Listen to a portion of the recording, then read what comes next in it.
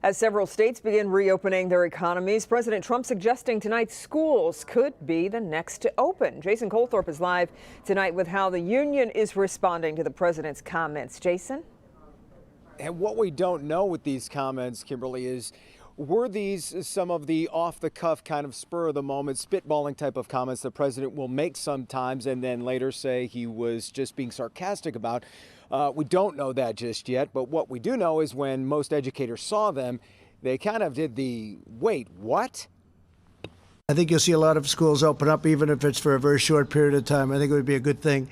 Answering a question about the process of states reopening, President Trump surprisingly suggesting that the current school year may not be over, even in states that remain largely closed. What this vicious virus goes after, young people seem to do very well. Young people seem to do very well. So I know that there are some governors that aren't necessarily ready to open up their states, but they may be ready to open up their school systems. We'll see, but that's their choice.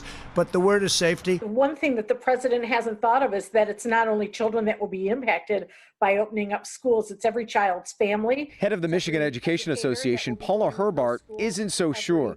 ESP worker that has to make sure that those buildings are safe and secure. The list of unknowns in sending kids back to school, buses, we don't even have a protocol yet, is longer than the lunch line in the cafeteria. Is just not being safe. It's not being secure. With schools and universities worried about how to open up next fall, let alone in the next few weeks, the president's time frame seems unlikely, at least in Michigan. Classrooms in public schools, when you put 25 to 38 students in a classroom, that will be complicated.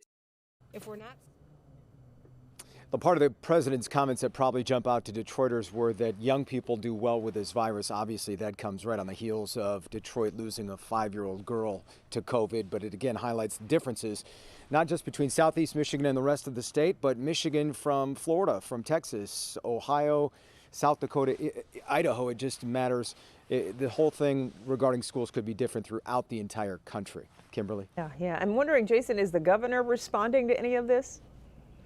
No, she's not, at least not directly on those comments, but in talking to her staff throughout this whole process for weeks, I can tell you reopening schools at this point is not likely from the governor. Yeah.